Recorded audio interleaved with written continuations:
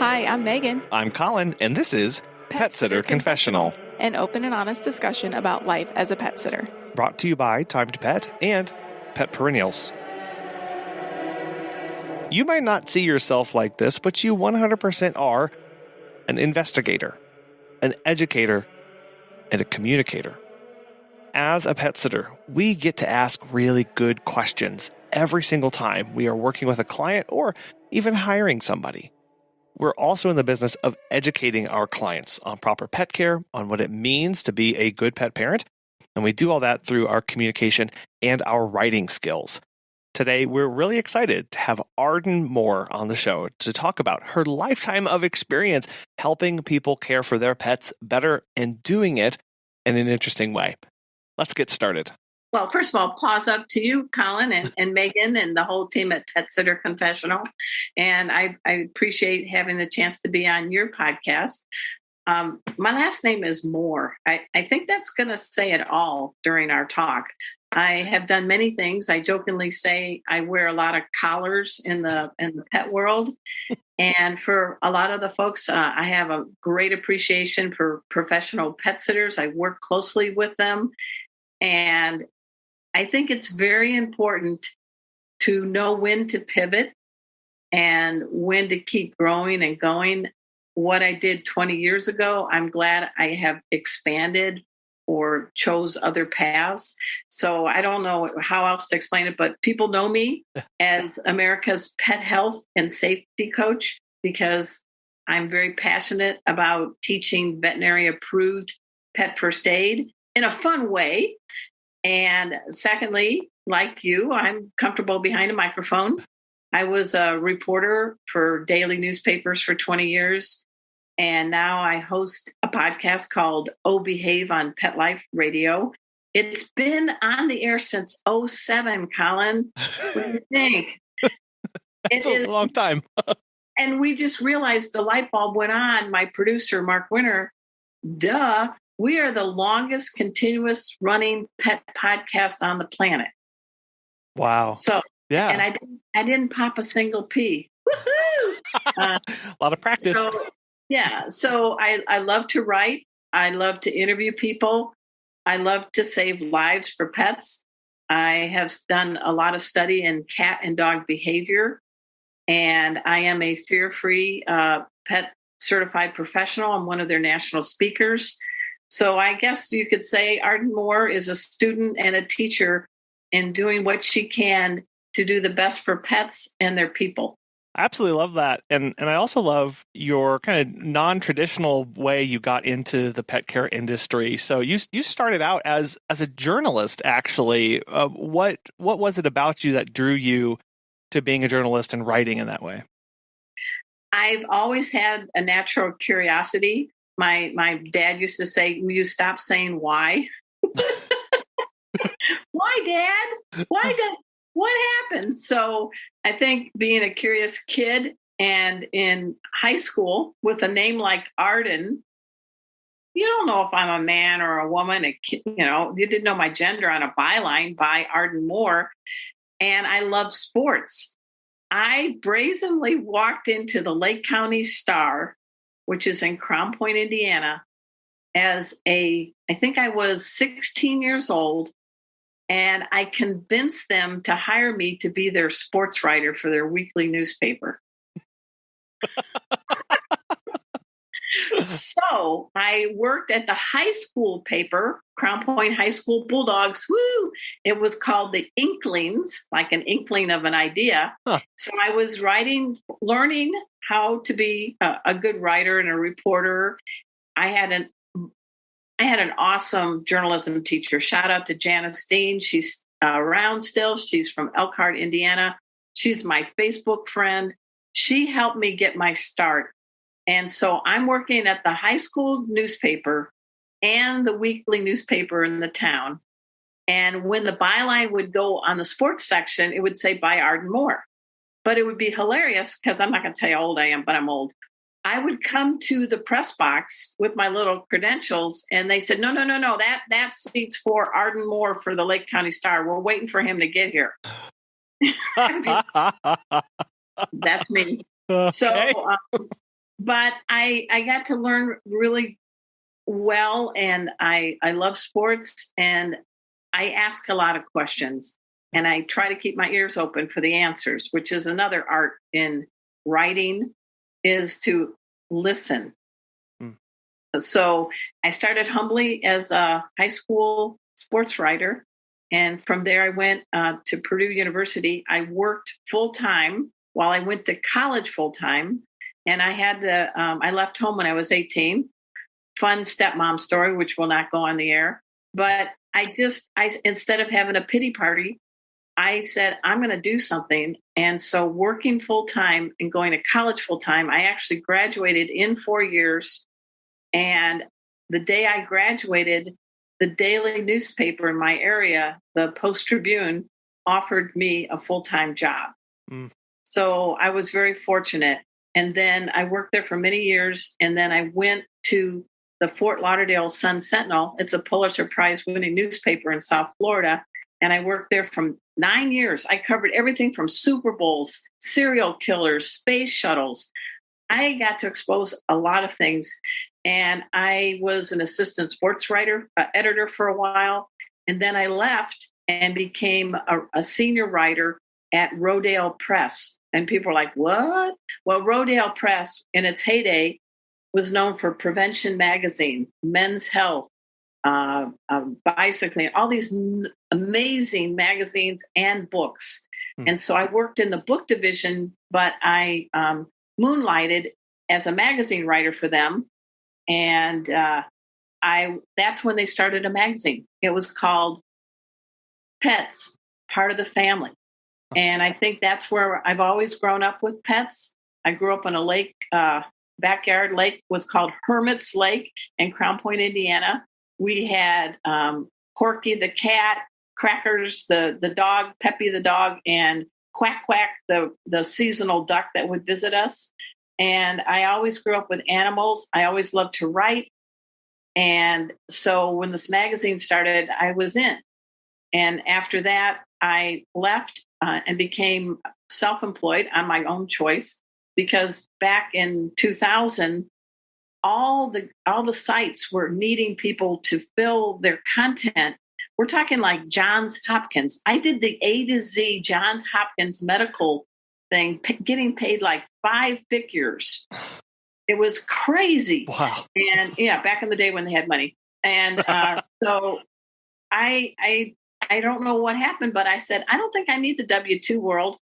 So ever since then, I have been 22 years now as my own boss, I guess. But it isn't your own boss because you have more bosses. Yeah. But I just evolved, and I realized I'm self-disciplined, and I like to write about a lot of topics, and I do my best to find the best sources to get the best information, with apologies to Dr. Google. Sorry, he's not on my radar.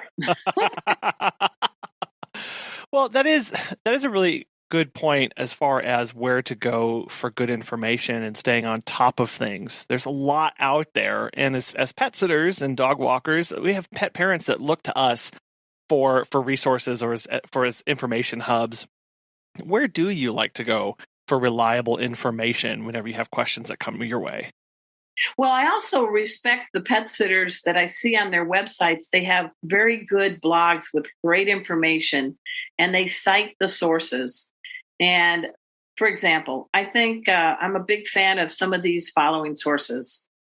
If you're looking for great information about cat health, about cat behavior, please go to catvets.com. Catvets.com is run by the American Association of Feline Practitioners. Phew, that's a friggin' mouthful, Colin.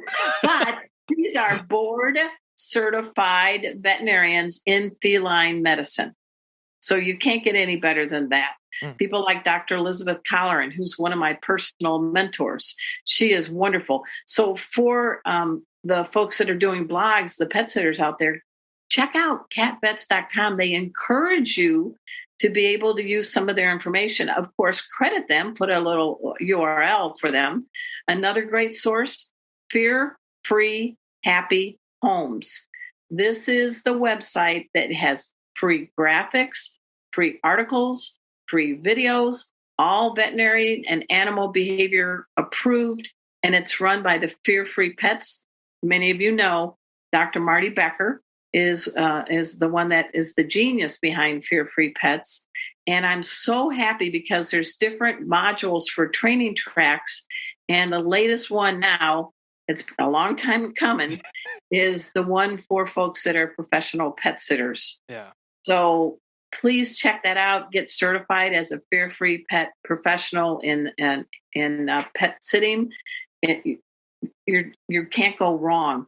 The American Kennel Club and the Cat Fancier Association, AKC, and CFA. Those two are great sites too that have good, solid information. And they also tell you a lot about specific breeds. So those are some of the sites. I might go to some specialty sites, but I don't go to Joe Bob Billy's we think we're a vet site.com. Yeah. And the other issue is be careful. I learned this a long time ago from great editors that if your mother tells you she loves you, check it out. And it sounds disrespectful, but it really isn't. What it means is if an information sounds too good to be true, or it's from a friend, but the friend doesn't have the credentials, do your homework, make sure that the information is solid. Whenever there's a study mentioned, find out how many pets were in the study. I'm not kidding. Years ago, there was a study about cat litter dust, and the media took it and went crazy. It involved like 10 cats in one home, and the home belonged to a person whose brother was trying to create the cat litter. Follow the money. I actually asked the right questions and convinced my editor, and we did a story that said this is not a legitimate study, and there's some motivations other than genuine involved. Yeah. So pay attention to the studies, ask questions, make sure the person maybe be board certified in a specialty area. If I'm going to do a story on cancer in dogs or cats, I want to talk to a veterinary oncologist. And I also want to talk to someone that deals with grief because if the pet passes on. And I may talk to a general practice veterinarian who can share a story of maybe success with the permission of the pet parent. So you get layers. So you get the latest research, maybe from a Cornell or a Tufts or a Purdue veterinary school in oncology, but then you also bring it home to help relate. Oh my gosh, my dog just got diagnosed with cancer. Well, what do I do? And, talk to people. And then what do you do if something happens where the pet passes on? And how do you deal with grief? So I think about it as layering. I don't know. Does that make sense, Colin? It does. It does. Different perspectives, different sources, and different applications to both yourself and the reader to get a full stack of the story and to get a lot of depth too. Because if you just interview the researcher, it's not going to be easy to apply a lot of the stats and the numbers and okay, whatever. But when you start being like, okay, this is where the boots hit the ground, is in this the grief, the actual impact, you can start making more connections that way. Have you heard of Time to Pet? Claire from Acting Critter Sitters has this to say. Time to Pet has honestly revolutionized how we do business.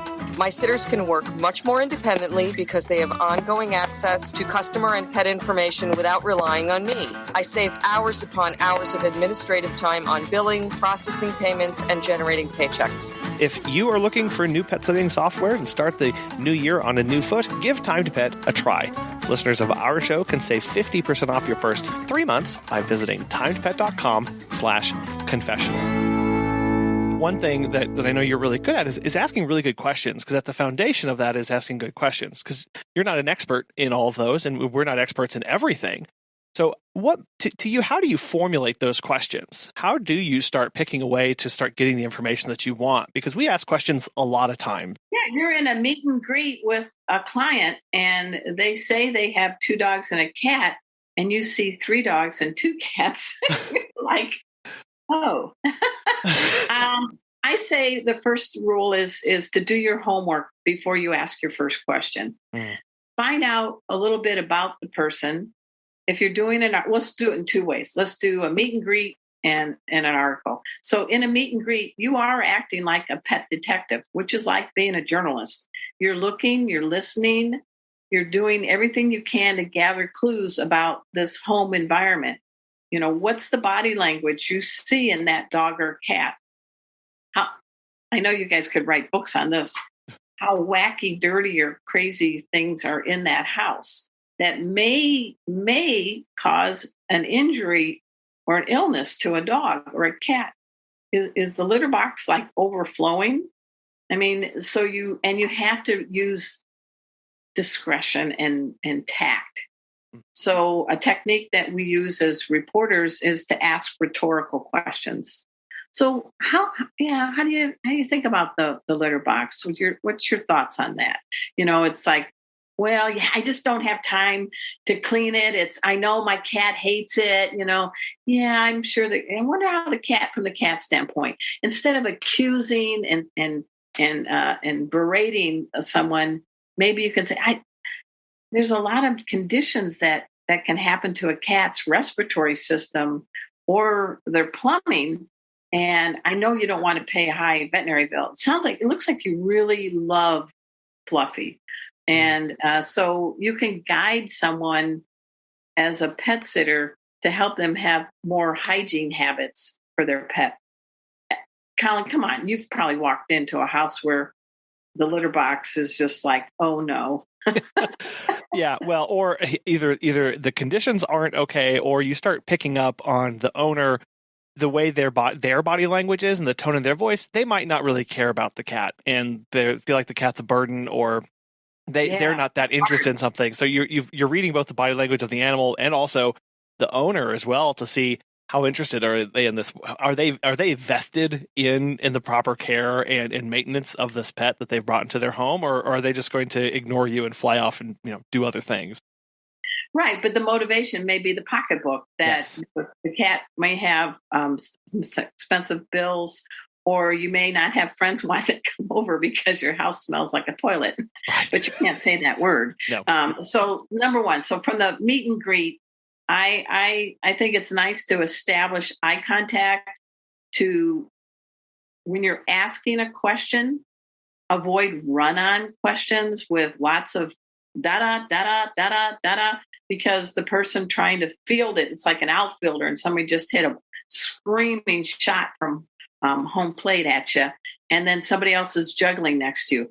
They can't focus. They can't figure out what question to ask. So clean, short questions always help, and be polite and say the person's name and say things that bring you and I together rather than me telling you how I'm going to do this. It's, hey, sounds like you're going to have a great vacation. I know we've all been wanting a great vacation so long, and it sounds like you really want to make sure that your cat or dog is really cared for while you're gone. So let's talk about what we all can do together to make this happen. Yeah. What do you think about that approach, Colin? Yeah, the we language is really important because you're right. That immediately gets you on their side. We're in this together. I'm a resource. I'm helping you. Now you help me help you, and we can work together on this. Yes, exactly. So in the meet and greet, it's a we.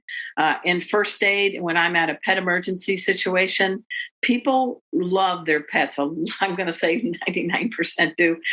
Maybe I'm an optimist. But when something happens to a pet who is in pain and the person starts to freak out, you need to say things, as I teach my students, is I'm trained in pet first aid. I'm here to help you. You go to the car if you would and get out a blanket. Would you call your veterinarian? Like if your dog got hit by a car, I'm going to stabilize. What's your dog's name? So you don't ever say the question, can I help you? When you ask something like, can I do something to someone, when someone's emotionally crippled, they're going to fly off the handle. But if you say quickly, hey, I'm trained in first aid, I'm here to help you, then you can get an action plan. Yeah, it's amazing how the first words out of our mouth really do set the tone for a lot that's going to follow. And especially in those emergency situations, the expected behavior that we want somebody to have, it really does build that relationship and set those expectations pretty quickly. Because when I teach my classes, it's Pet First Aid for You. And I also teach an instructor training program under Pro Pet Health. I teach people, I give everybody in my class permission to freak out later. And that is a big gift to give for you all as pet sitters, because you walk in, you're frontline workers. Come on, you guys come into a house and maybe the lamp broke and there's shards of a light bulb in the mouth of a basset hound. If you remind yourselves that you have permission to freak out later, and you tap into your, let's think like a first responder, look, listen, safely touch, smell, and be able to approach the animal safely, you're going to do so much better for you and for that pet. And then when things have stabilized and the pet is at the vet, freak out, please, because we need to when that adrenaline has finally drained. So I think pet sitters walk in, listen to that dog on the other side of the door. Pay attention to those cues. I've done a lot of presentations at Pet Sitter International and NAPS, and that's a big deal. You guys are walking into a home, and the person is not there anymore, and the dog is like, "I met you one time, dude. Why are you in my house?" So hats off to you, but gather the clues, be in the present moment, freak out later, and watch what and how you say anything to a dog or a cat, because they smell our emotional states. Things like, "Hey, I'm here for you. Gotcha." No baby talk, no apologies, and no tough guy. You will be amazed at how much better you will be able to handle that dog or cat. It's interesting to hear you talk about pet first aid and CPR from the mental and emotional side. That's big. That's huge. That is why you can handle a fractious cat or a dog, and I've been very blessed because I get to work with a team of 12 veterinarians that got like Vanna White initials after their name. They're, board certified in ER, critical care, internal, feline medicine, house call vets. And I keep learning from them.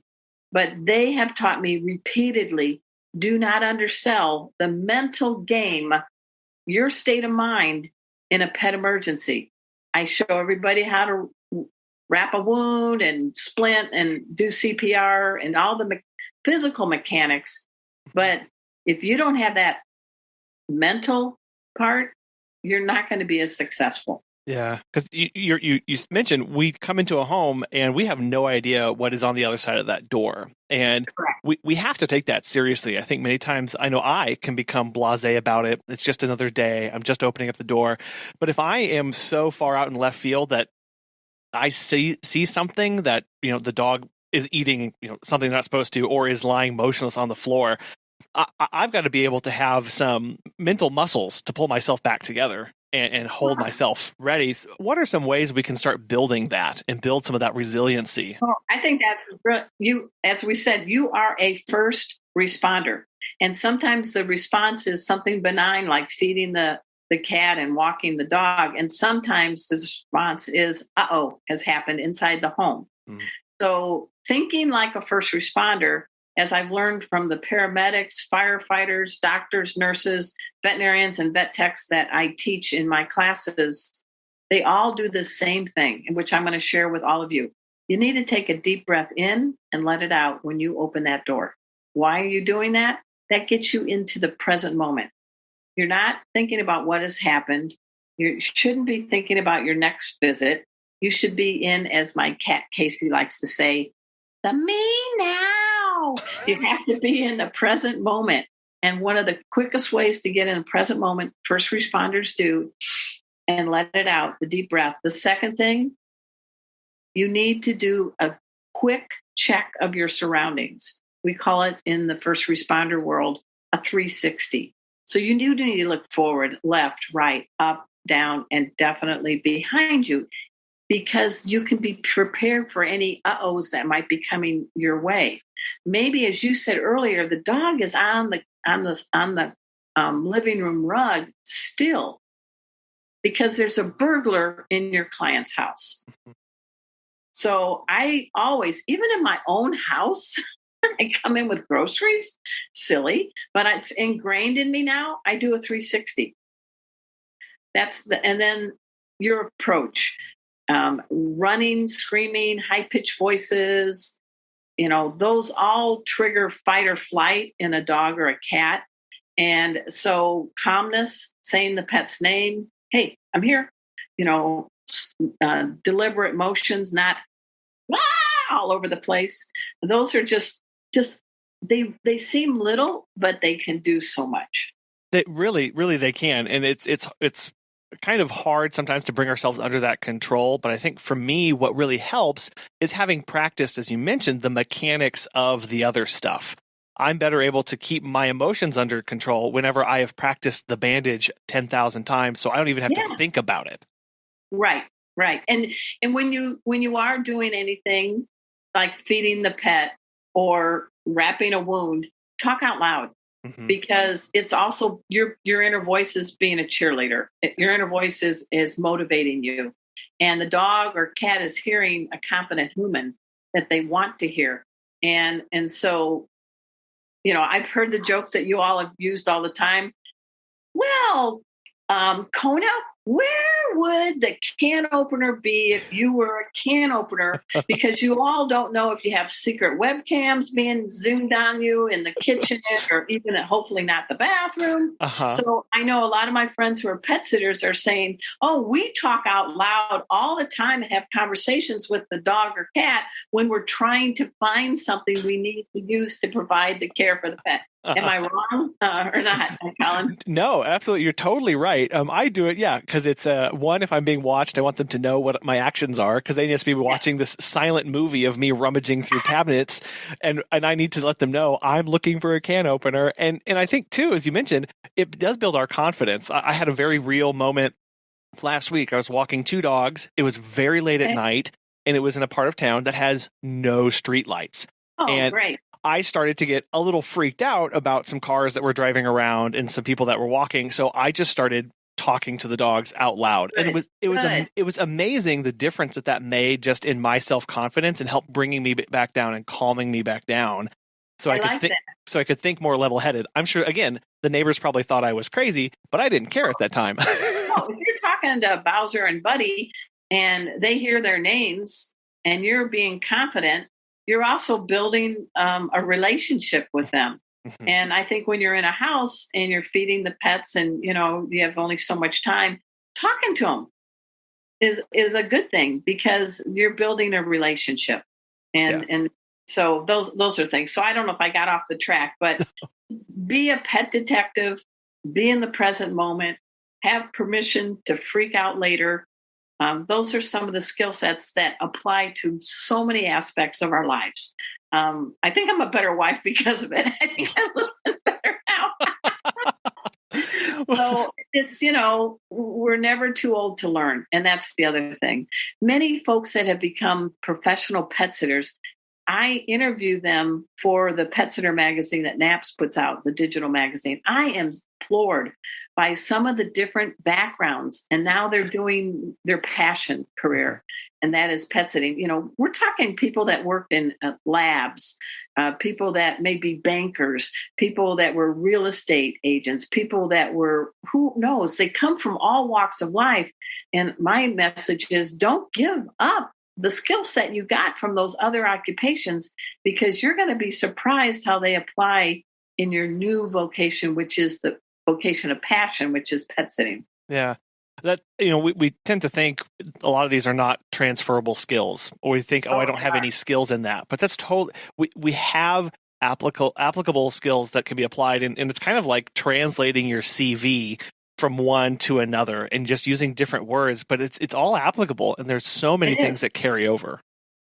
And also know what you're good at and know where you need help.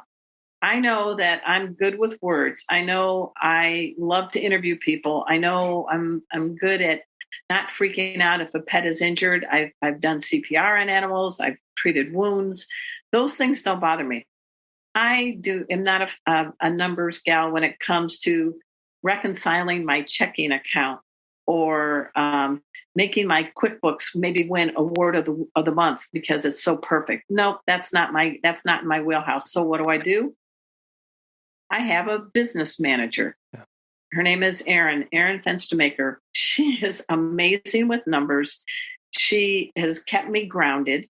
And so my advice to all of us is find out what you really are good at and find somebody that you can team up with that may pump up some of the areas that you're not so good at.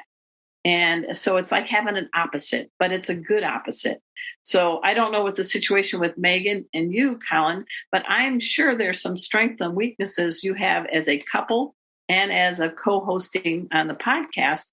And if you recognize where one has a strength and the other has a strength, and it makes you better. It really does. And yeah, we are total polar opposites in many cases with our strengths and our weaknesses. And it takes a lot of humility as a person to realize that you don't have strengths in a certain area, because especially as small business owners and entrepreneurs, we feel like we have to be the ones doing everything all of the time, and we've got to know it all. Well, during COVID, I was amazed by the number of professional pet sitter owners who suddenly learned how to do their books, who suddenly learned a new application to download, taking client and scheduling, and all the stuff that we would stash in the corner and say, someday we'll get to it. Mm-hmm. Well, COVID made many pet sitters hit that someday button is now. And I think that makes them stronger business people. And I do know a lot of the organizations, PSI, NAPS, and others, I have seen a boost in the business side of helping pet sitters. Mm-hmm. And, more webinars and things like that are featuring people that aren't just talking about the behavior of a pet or how to do a dog walk. They're really getting into things like, how do you reconcile your books? What happens when COVID hits and you have to file for a grant and things like that? So I'm really proud of the industry. It's evolving, and I think COVID, I guess I'm a full glass kind of gal looking at it. It's made us stronger as independent business people. And I think that this is going to make the pet sitting industry even stronger. I couldn't agree more. It was amazing to see the number of people who started to look at their books for the first time and realize, ooh, my ship is actually a lot leakier than I thought. I need to shore this up, or I need to learn these skills, because we weren't out there doing the pet sitting, the dog walking, the drop-ins. We had a lot of time on our hands. And I do really feel like that we had a lot better, as an industry, you're right, we have a lot better foundations in business than we did a year ago, 2 years ago. And that's only going to help it. When I write articles for the NAPS magazine, there's, the whole area of insurance. There's so many aspects, and it's different by which state you live in, and the laws are always changing. So you have to make sure that you're following what the rules and regulations are for your particular state. And how much insurance do you provide? Do you have independent contractors, or do you go full throttle with employees? And so there's a lot of issues. It isn't, and it's well beyond the end of the leash, right, or the end of the litter box scoop. There's so much to it. I mean, this is a tough profession.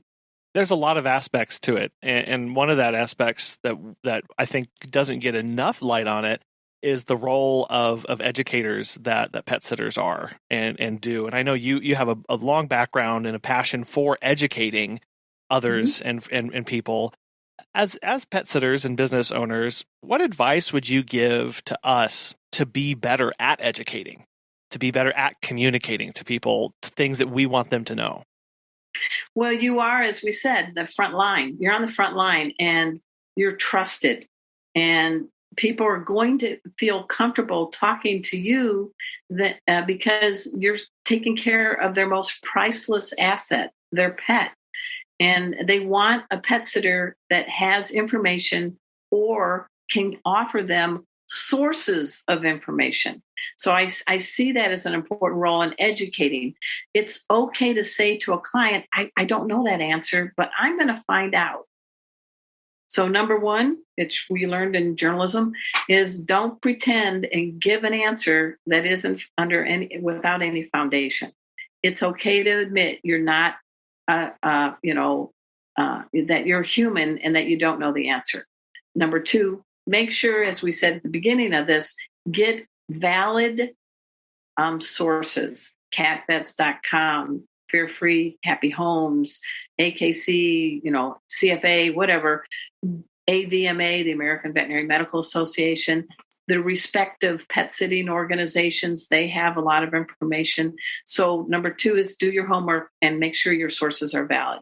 And three, when you are educating someone, it's never a me talk, you listen. That is not learning. Learning doesn't happen when someone spats, la, la, la, la, la, and you're like, your ears are like, oh, they're overloaded. So engage your clients, ask them questions, and learn more about their circumstances so that when you might come up with a plan to help them with a specific issue with a dog or a cat, you have taken the time as an educator to listen so that you can better respond to their needs. And I think that's counterintuitive to what many of us may expect. When my job as educating is I need to be talking an awful lot and I need to be filling this space. And instead we actually need to listen so that, as you said, we can be addressing the right issue for the right reason. Yeah. And give you an example. I teach different levels of pet first aid. I teach for pet parents with no certification, quick courses. They don't really care about it, a thing hanging on their wall. I teach a certification class for people like yourselves, pet professionals. But then I also teach a 2-day, we're talking 16-hour class for people wanting to be instructors. Would you want, Colin, for me to talk to you for 16 hours? No, thank you. No offense. No, thank you either. So how do you do it? You got to teach them things. Well, you engage them. You ask rhetorical questions. You find out their strengths, and you remember what their circumstances are. So when you're educating someone, they're more apt to pay attention when you say, hey, Arden, that's right. You have a cat named Casey who's a therapy pet.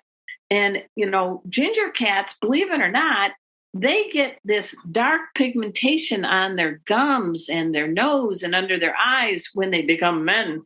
So can you want to check Casey's gums? Does he have any of those marks on his gums? Well, yes, teacher, he does. Well, we check that out to make sure there's no swelling, bleeding, any discharge. Otherwise, it's this freaky anomaly that ginger cats have. I listened to the student who has a ginger cat. I said the cat's name and I gave them a bit of information, but I did it in an engaging way. So I guess in your meet and greets, really take notes on the names of the pets, circumstances that the people are saying. Record it if it's easier for you so you can have a conversation. But then bring those bits of information in when you have a conversation and you're talking, want to share them and educate them on something. They're going to be more receptive. Mm-hmm. And just knowing something more about their pet than just I'm taking care of them, because when an issue does arise, just a great example that we run into a lot is dogs who were rescued from the shelter, and the early history of the pet is almost totally unknown to them. If you can bring that in and use that as an intro into saying, hey, I really noticed Zeus was having this behavior, and I know that he's a shelter dog, and we don't really know these things. Good. Yes. Let's work with this. I know this trainer who deals specifically with dogs from shelters. I think that'd be a good, relationship to bring it. Yes. Very good. And you can have two dogs in the same household with two different personalities that may have been litter mates, but because of environmental experiences, have totally different ways of thinking about the world. So I love that's perfect. Yeah. And when you're educating too, it's keep it short. If you're writing an article, it's always good to use bullet points. Don't use big fat paragraphs. One of my best editors taught me, Arden, you're in a boat, a rowboat, with a bunch of words in that rowboat, and you got a leak. Okay, editor, what are you driving at? What words can you pitch out of that boat and keep your boat afloat, not sink, and make it to shore? And the shore means that your article is readable. So when you write, a good tip is write it like wet pasta on the wall, step back and start pruning. And ask yourself, talk in a conversational tone. I'm talking with you, Colin, right now. So I'm thinking, what would intrigue him? So write as you are talking. And so you may, he's probably really wanting to know how to do CPR, rescue breathing, and I'm going to show him in a fun way. But so bullet points, try to be conversational. Before you even put the first word on the keyboard, if you have a trusted friend, talk about the article as if you're sharing a story with them. Hey, I want to talk to you about why you should be a poopologist. Because it's important as a pet sitter. And I didn't know this. Did you know this, that veterinarians actually scored on a poop on a score of 1 to 7? If you can have some a trusted confidant that you can say, I'm working on this story for my clients. Can I just bounce off some of the things I'm thinking about including? Take them to lunch, whatever you need to do. But sometimes saying it out loud and listening and watching the response from somebody else before you put it down in words may make writing much easier. Pet Perennials makes it easy as 1, 2, 3 to send a heartfelt condolence gift directly to someone with a broken heart. And it really is that simple. Just earlier today, actually, one of our clients reached out to us to let us know that Ellie was no longer with us. And she wanted to thank us so much for all of the love and attention that we had given her over the years. Right on my phone, I pulled up our account on Pet Perennials, and just a couple of clicks had sent a gift and a handwritten card that was uniquely wrapped just for her. They offer an array of milestone gifts and greeting cards for birthdays, get well wishes, and new pets as well. And if there's a special human client who's just an absolute pet lover, you can send them gifts too. If you're interested, register for a free account to unlock the all-inclusive discounted package prices. The service is used on an as-need basis, so there are no monthly, annual, or minimum purchases. Register now by going to petperennials.com/pages/GPS and use the referral code PSC at registration to get a unique coupon code and save $2 off any package that you send in your first 90 days. To me, it's also less intimidating because writing is to me, just conceptually, is a very linear process. And my thinking is very non-linear. And talking it out helps me kind of spiderweb ideas and kind of go here and there a little bit. And then I can... Put some on your page where you've got little things. Like, I always do little things like, if I'm doing a story right now on why dogs pant. And, well, there's medical reasons. There's behavioral reasons. There's environmental reasons. So there, I got 3 little chunks right there. Plop, plop, plop. What are some of those things? Then the obvious. Well, what should we look for as a pet parent or a pet sitter that makes this or normal? Right. So what are some of the things? And then always do something proactive. Like, well, what can we do to avoid this or minimize this? So if you think like that, you've already got an outline in your head. And again, you're trying to bring in some real world applications, some of your stories, experiences that you have as a pet sitter. There's a lot there that you can tie in. And again, reminding ourselves, I don't have to be the world renowned expert in panting in dogs. I just have to ask some good questions and do a little bit of research. Right. And don't be like my father who says, Ardo, do you know what people do that dogs do that men step in? Pants. I don't know. And this is for a pretty high level publication I'm writing about panting. Sure. And I keep wanting to put in Dad's joke, Yeah. the dad's joke, but I'm like, no. I don't think that's appropriate, but I could do it on your show. So there you go. I like it. The pant joke. Well, a key part of that process that you said was, write like with the wet noodles and then take away. It's the takeaway part that I know a lot of people struggle with, kind of that self-editing to know what to keep in and leave out. Well, think of the rowboat analogies with dumping out extra words. Yeah. Long phrases, comma, blank, blank, blank, colon. When you have a sentence that fills a whole paragraph and a person has to take 2 breaths, 3 breaths to get through it, that is too long of a sentence. Mm-hmm. Writing tight is hard. Writing tight is very hard, but it's also the most efficient and the most well-received. That's probably why my favorite writer is Ernest Hemingway, because he could punch up emotions and drama in short, simple sentences. I'm not a fan of Fitzgerald. Oh. La, la, la, la, la, la. So as a reporter, as a journalist, we sometimes, we are not English professors. We are not English language. We have been trained to write like people talk. And that's my gift to the pet sitters who are doing blogs and other things. Write like people talk. You will find people will be more engaged. They will listen and read what you've written more. Don't think every single word has to be the best. Be kind to yourself. Writing is a process. I've been doing it all my life, and I still am trying to get better. You look at a Stephen King, I bet you can ask him, and he will tell you he's still learning. So it's an all evolving process. It's not like you just solved some puzzle and it's over. No, writing is puzzling, but you'll never complete the puzzle.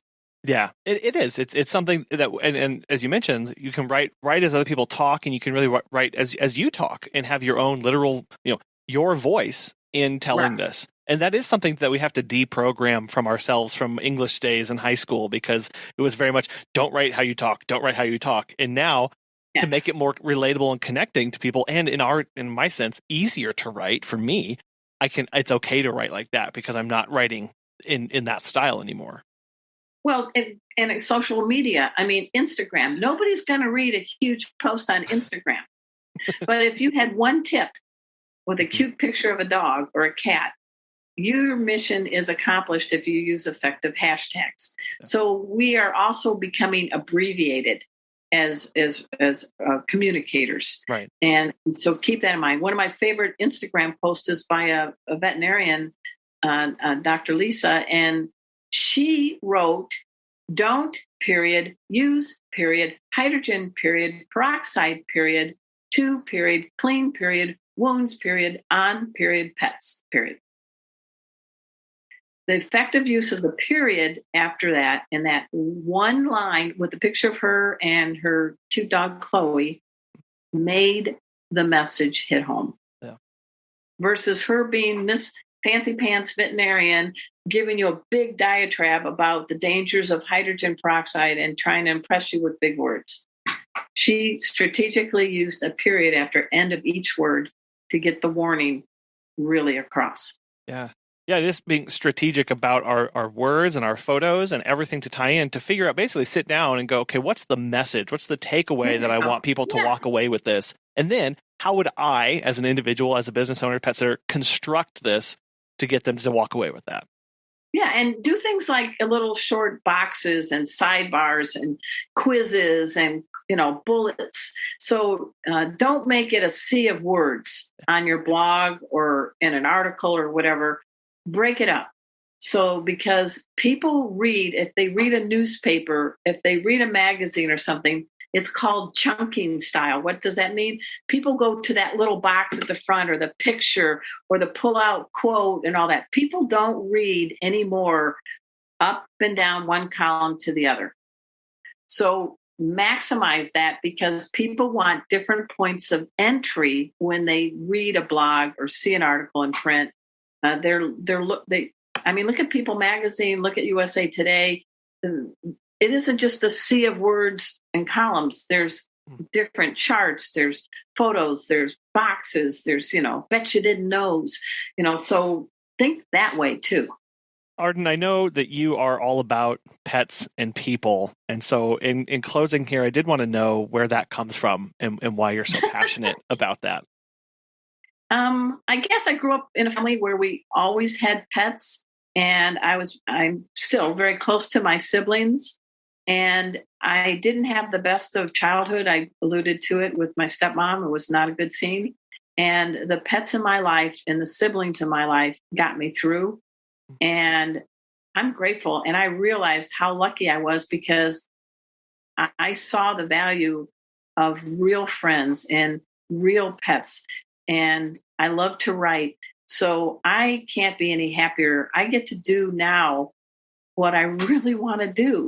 And that is to get out good information to make this planet better for pets and their people. It sounds corny. I mean, people know me. Hopefully the ones that do know this is real Arden. This is Arden. She's corny. Yeah. But I love the people in my life. I love the pets in my life. And I'm on a mission to do whatever I can to give you the best information in the best way to make your life better. And silly, but I'm more enriched than I'll ever be rich. And I'm happy. Oh. And I say to all the pet sitters out there, you follow your passion, and you will build skills that you never thought you could do. And what you're doing right now is amazing, because we need our pets now more than ever with this crazy pandemic. And you all are risking your health in some situations because of the virus. I'm glad it's abating in many states, but I salute all of you, because what you do matters. And you're helping people see the value of that dog, cat, or other companion animal that is under their same roof. Well, I appreciate that, Arden, and I really appreciate you coming on the show today to help us be better at educating, about communicating, and about helping elevate the pets in people's lives and playing that role. I know that there's a lot more here, and you have a lot going on. So where can people find you and follow along with everything that you've got going on and learn more about your stuff? Well, first, I've really enjoyed this conversation with you, Colin, because it's been a conversation. Yeah. Don't you feel? Yes. Yeah, absolutely. And I feel like you asked amazing questions, and I wish you and Megan much success on Pet Sitter Confessional. I know you're going to kick tail. People can learn more about me. I'm glad I have a weird first name, Arden, ardenmoore.com. They can go to my Facebook, Arden Moore. They can go to Pet First Aid, the number 4, the letter U, Pet First Aid for You. And they can go to the Oh Behave show on Pet Life Radio. Okay. And I'll have links for all that in the show notes and on the website so people can start learning more. Arden, again, this has been a really fascinating conversation. Thank you so much for coming on the show today. Well, thank you again, Colin. Have a great day.